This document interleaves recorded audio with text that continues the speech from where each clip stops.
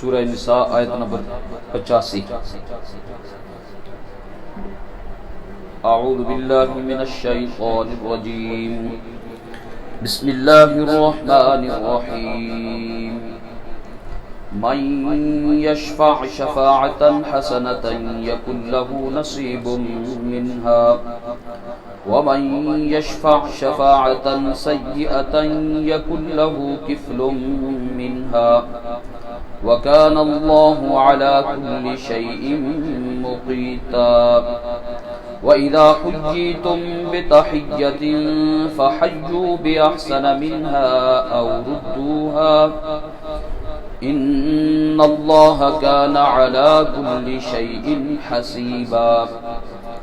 اللَّهُ لَا إِلَهَ إِلَّا هُوَ لَيَجْمَعَنَّكُمْ إِلَى يَوْمِ الْقِيَامَةِ لَا رَيْبَ فِيهِ وَمَنْ أَصْدَقُ مِنَ اللَّهِ حَدِيثًا۔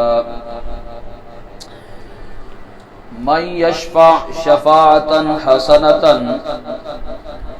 جو کوئی سفارش کرے گا اچھی سفارش، یکن لہ نصیب منہا، تو ہوگا اس کے لیے نصیب حصہ منہا اس میں سے، وَمَنْ يَشْفَعْ شَفَاعَةً سَيِّئَةً، اور جو کوئی بری سفارش کرے گا، یکن لہ کفل منہا، تو ہوگا اس کے لیے حصہ اس میں سے، وَكَانَ اللَّهُ عَلَى كُلِّ شَيْءٍ مُقِيتًا، اور اللہ تبارک و تعالی ہر چیز پر قدرت رکھنے والا ہے۔ وَإِذَا حُيِّيتُم بِتَحِيَّةٍ، اور جب تم کو دعا دی جائے بِتَحِيَّةٍ سلام کے ساتھ، فَحَيُّوا بِأَحْسَنَ مِنْهَا، تو تم بھی دعا دیا کرو بِأَحْسَنَ مِنْهَا، اس سے عمدہ الفاظ کے ساتھ، او ردوہا، یا انہی کو واپس لوٹا دو، ان اللہ کان علی کل شیء حسیبا، بے شک اللہ تبارک و تعالی ہر چیز کا حساب لینے والا ہے۔ اللہ لا الہ الا ہو، اللہ وہ ہے نہیں اس کے سوا کوئی معبود، لَيَجْمَعَنَّكُمْ، البتہ وہ ضرور جمع کرے گا تم کو، اِلَى يَوْمِ الْقِيَامَةِ، قیامت کے دن، لا ریب فی، جس میں کوئی شک نہیں، وَمَنْ أَصْدَقُ مِنَ اللَّهِ حَدِيثًا، اور اللہ تبارک و تعالی سے زیادہ بات میں سچا کون ہو سکتا ہے۔ من یشفع شفاعةً حسنةً، جو کوئی اچھی سفارش کرے گا، یکن لہ نصیب منہا، ہوگا اس کے لیے حصہ اس میں سے، ومن یشفع شفاعةً سیئةً، اور جو کوئی بری سفارش کرے گا، یکن لہ کفل منہا، اس کے لیے اس میں سے حصہ ہوگا، وکان اللہ علی کل شیء مقیتا، اور اللہ تبارک و تعالی ہر چیز پر نگاہ رکھے ہوئے ہے۔ وَإِذَا حُيِّيتُم بِتَحِيَّةٍ، اور جب تم کو دعا دی جائے بِتَحِيَّةٍ سلامتی کے ساتھ، فَحَيُّوا بِأَحْسَنَ مِنْهَا، تو تم بھی دعا دو بِأَحْسَنَ مِنْهَا، اس سے عمدہ الفاظ کے ساتھ، اَوْ رُدُّوهَا، یا انہی الفاظ کو لٹا دو، ان اللہ کان علی کل شیء حسیبا، بلا شبہ اللہ ہر چیز کا حساب لینے والا ہے۔ اللہ لا الہ الا ہو، اللہ کے سوا کوئی معبود نہیں، لا یجمعنکم الی یوم القیامہ، البتہ وہ تم کو ضرور جمع کرے گا قیامت کے دن، لا ریب فیہ، جس میں کوئی شک نہیں، ومن اصدق، کون زیادہ سچا ہے، من اللہ، اللہ سے، حدیثاً، بات کے اعتبار سے۔ اس سے پچھلی آیتوں میں ایک بات کا حکم ارشاد فرمایا گیا تھا کہ مسلمانوں ہر سنی سنائی بات کو آگے مت پھیلا دیا کرو، بلکہ جو بھی بات سنو تو اگر محمد عربی صلی اللہ علیہ وآلہ وسلم کی ذات گرامی موجود ہے تو ان کے نوٹس میں یہ بات لاؤ اور اگر وہ نہیں تو تمہارے جو حکمران ہیں، جو اس وقت کا امیر ہے، کسی قافلے میں ہے امیر ہے، اس کے نوٹس میں وہ بات لاؤ، پھر وہ تحقیق تجسس کے بعد جو فیصلہ ارشاد فرما دیں اس کے مطابق عمل کرنا۔ ہر خوف کی بات کو یوں پھیلا دینا، ہر امن کی بات کو یوں پھیلا دینا، یہ مسلمان کے شایان شان نے۔ اور پھر اس ضمن میں آپ علیہ السلام کو یہ حکم بھی ارشاد فرمایا گیا کہ کوئی آپ کے ساتھ ہو کر کے دین کا کام کرتا ہے تو کرے، نہیں کرتا نہ کرے، آپ تلے تنہا جا کر کے دشمن سے لڑے۔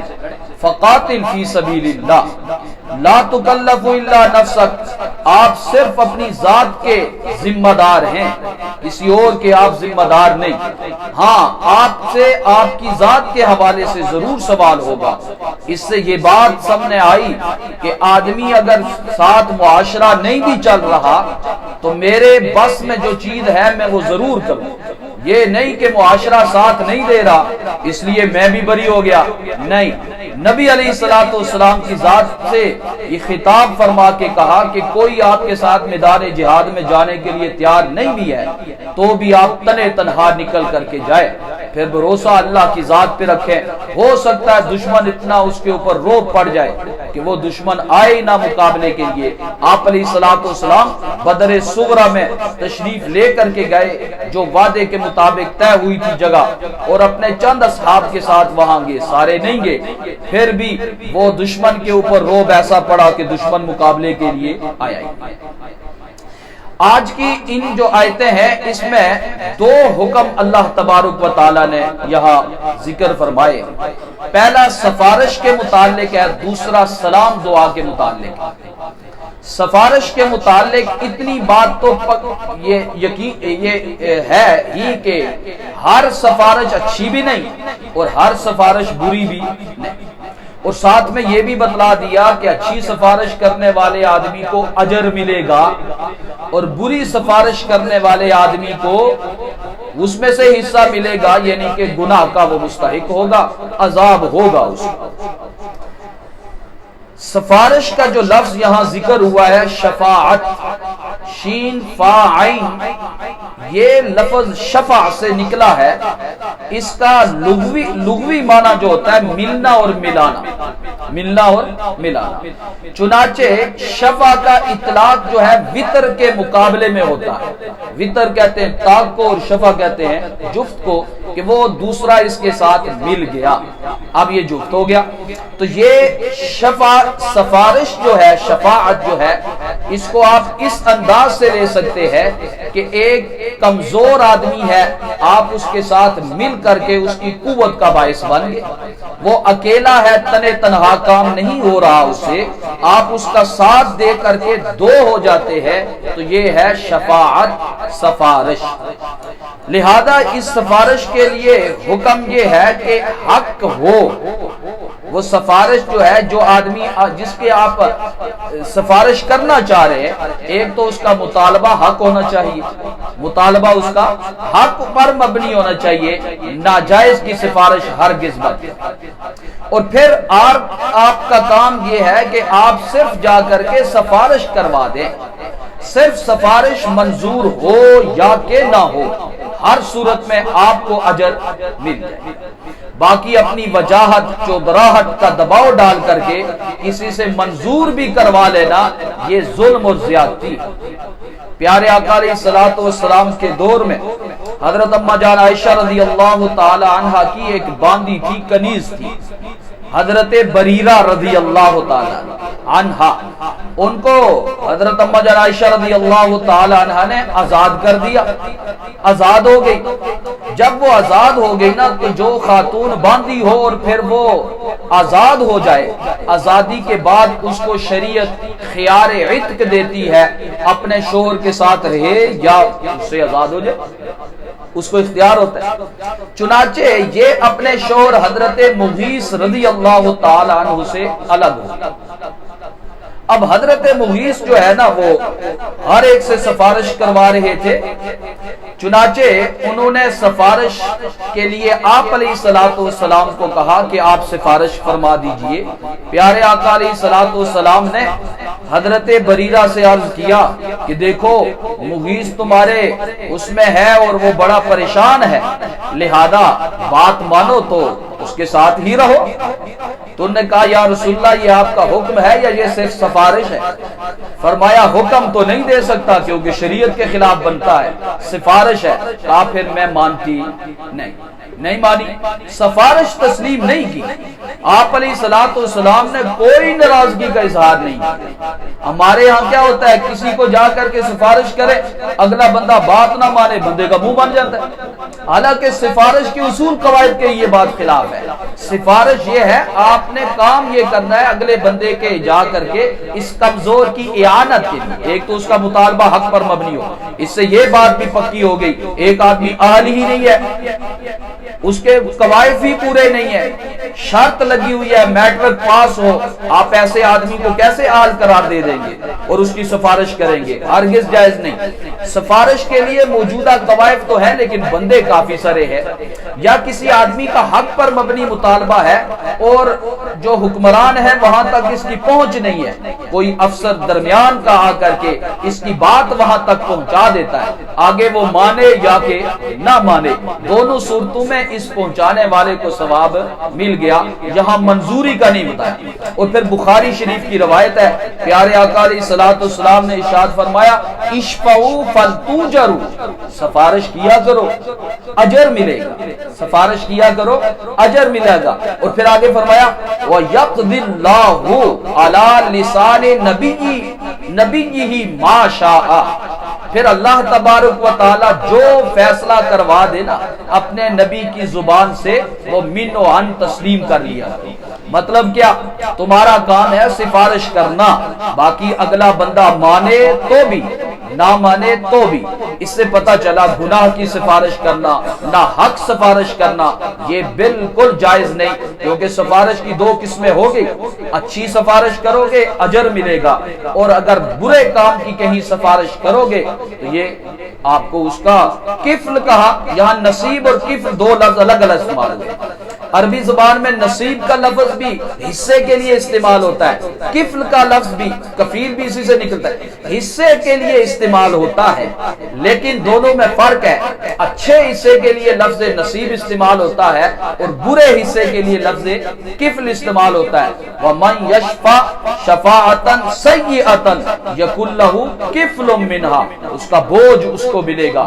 اور فرمایا اور اللہ تبارک و تعالی ہر چیز پر قدرت رکھنے والی ذات ہے۔ لفظ مقیت کا جو لغت میں معنی آتے ہیں وہ تین طرح کے معنی آتے ہیں، ایک تو یہ ہے قادر ذات، نمبر دو محافظ نگران ذات، حاضر ذات جو اس وقت موجود ہو، اور تیسرا اس کا لفظ آتا ہے روزی دینے والا، روزی دینے والا۔ تینوں معنی یہاں ہو سکتے ہیں، پہلے اعتبار سے کہ اللہ جزا اور سزا دینے پر پوری قدرت رکھتا ہے، نمبر دو اللہ ہر چیز پہ نظر رکھے ہوئے ہے، اسی کے حساب سے کس نے حق سفارش کی کس نے نہ حق سفارش کی، کس نیت کے ساتھ سفارش کی، اللہ کو خوب علم ہے۔ اور پھر آگے اگر مقیتا کا معنی رزق دینے والا ہے، آپ کا کام ہے سفارش کرنا، نوکری ملے نہ ملے وہ ایک الگ بات ہے، روزی اللہ کے ہاتھ میں ہے، سفارش قبول ہوگی تو بھی روزی اس نے دینی ہے، نہیں ہوگی تو بھی ہوگی۔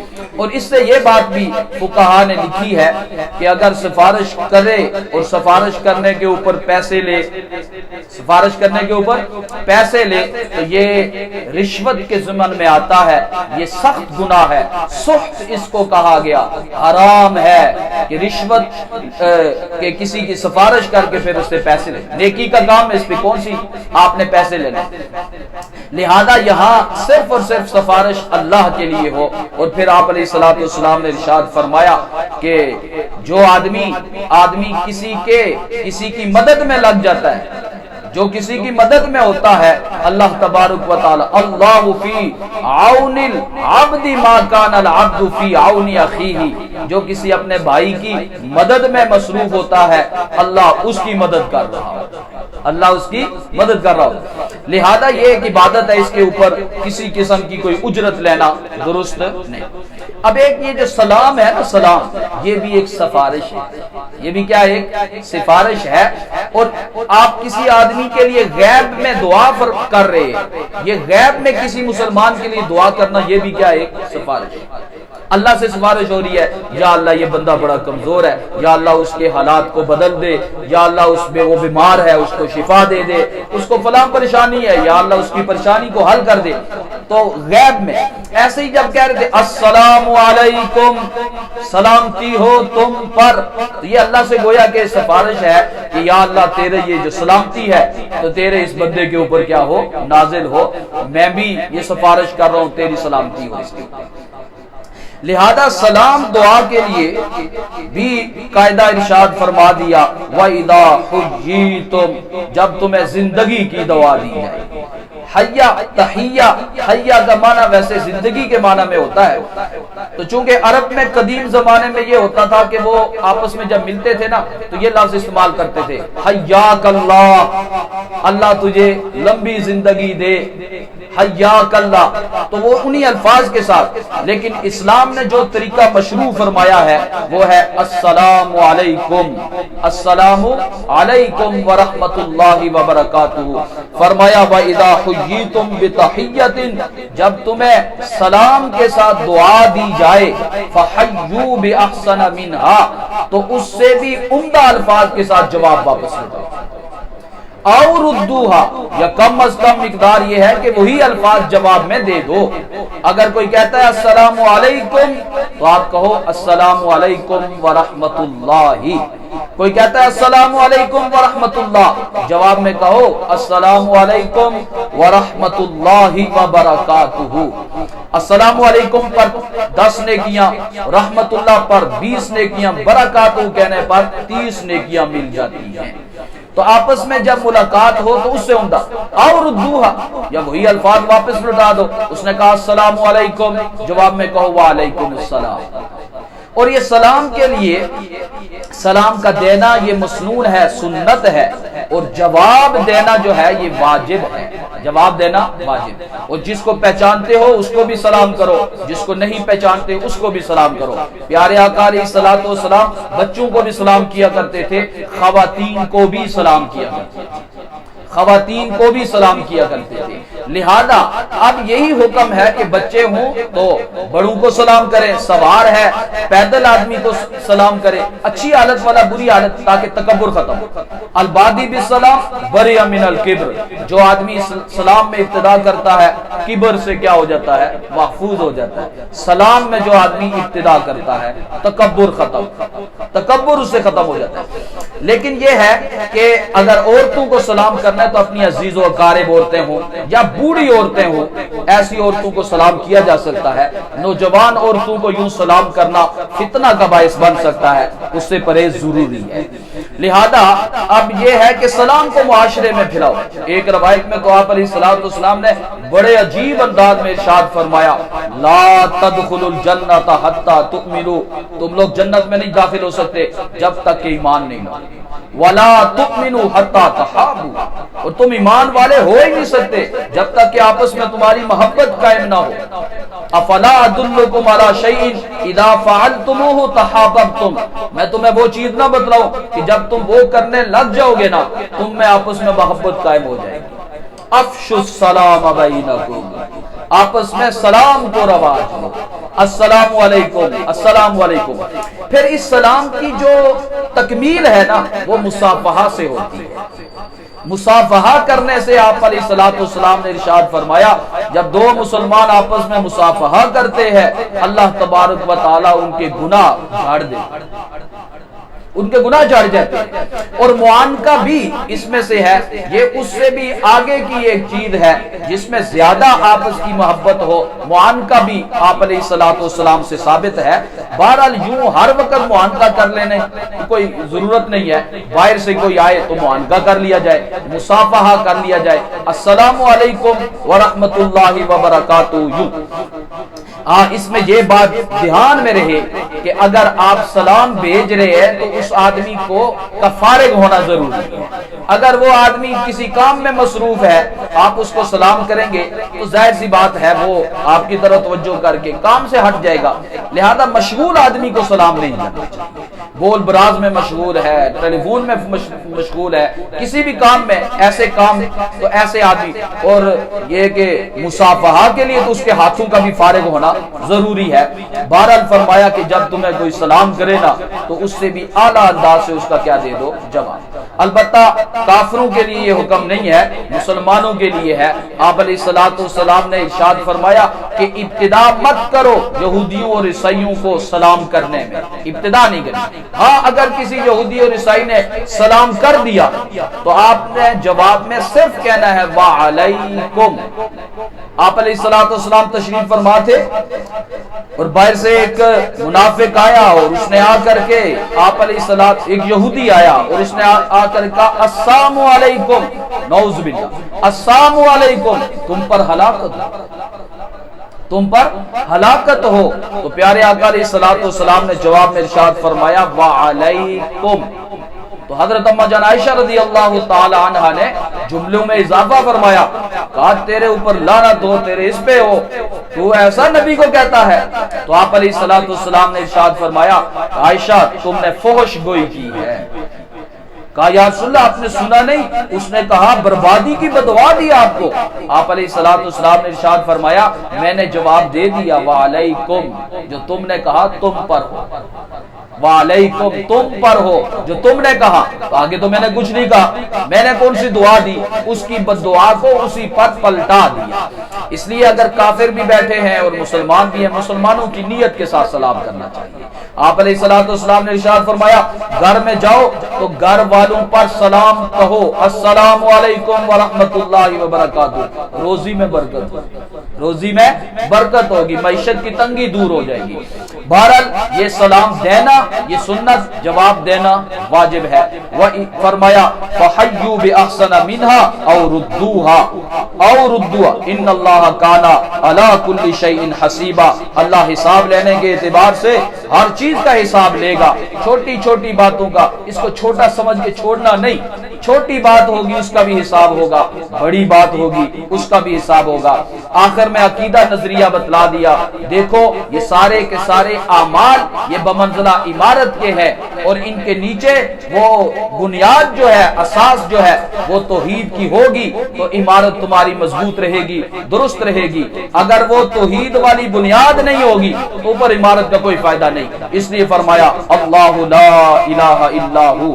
ہر کام سے پہلے یہ بات ذہن میں رہنی چاہیے، معبود صرف اللہ ہے، کسی اور کی عبادت ہم نے نہیں کرنی، مشکل کشا صرف وہی ہے، ما فوق الاسباب کام بنانے والی ذات صرف وہی ہے، غیب میں صرف اسی کو پکارا جا سکتا ہے، کسی اور کو نہیں پکارا جا سکتا۔ یہ نظریہ قائم رکھو اور پھر آخرت پر بھی نظر ہو، اور یہ بھی بات ذہن میں رہے لا یجمعنکم الی یوم القیامہ، قیامت کے دن وہ جمع کرے گا تم کو، لا ریب فیہ، اس قیامت کے آنے میں کوئی شک نہیں ہے۔ ومن اصدق من اللہ حدیثا، اللہ سے زیادہ بات کسی کی سچی نہیں ہو سکتی۔ جو کہا اللہ تبارک و تعالی سمجھ۔ الحمدللہ رب العالمین والعاقبۃ للمتقین والصلاۃ والسلام علی اشرف الانبیاء والمرسلین۔ اللهم اعنا على ذکرک وشکرک وحسن عبادتک، اللهم اکفنا بحلالک عن حرامک واغننا بفضلک عمن سواک۔ اللهم انا نسألك علما نافعا وعملا متقبلا ودعاء مستجابا ورزقا طيبا واسعا وشفاء من كل داء ربنا تقبل منا انك انت السميع العليم برحمتك۔